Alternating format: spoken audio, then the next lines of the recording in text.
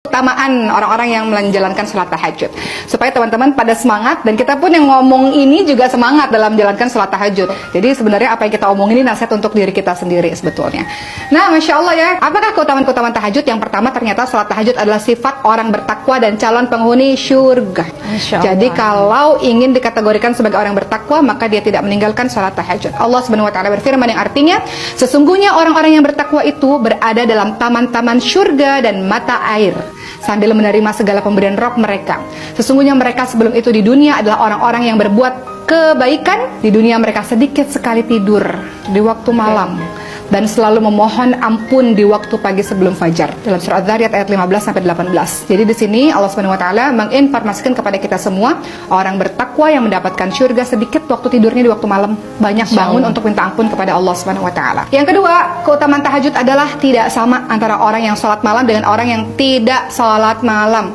Allah Subhanahu wa Ta'ala berfirman yang artinya, adakah sama orang-orang yang mengetahui dengan orang-orang yang tidak mengetahui?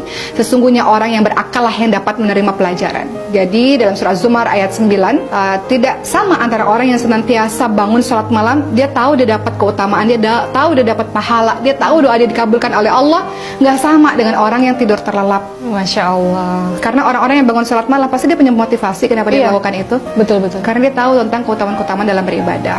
Ketiga, keutamaan dari sholat tahajud adalah sebaik-baik sunnah. Seperti yang kita ketahui bahwa sebaik-baik puasa adalah puasa di bulan suci Ramadan. Kemudian sebaik-baik sholat setelah sholat wajib adalah sholat malam. Jadi setelah sholat wajib ternyata yang afdal adalah qiyamul lail, menghidupkan malam.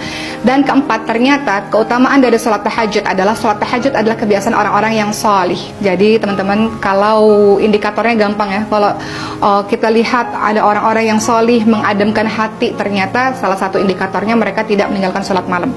Kemudian keutamaan sholat tahajud yang kelima adalah sebaik-baik orang adalah orang yang melaksanakan sholat tahajud, sebagaimana Rasulullah SAW bersabda, sebaik-baik orang adalah Abdullah. Maksudnya di sini adalah Ibnu Umar, seandainya ia mau melaksanakan sholat malam. Maknanya adalah sebaik-baik orang adalah orang yang senantiasa melaksanakan sholat malam, sholat tahajud. Seperti itu teman-teman sekalian.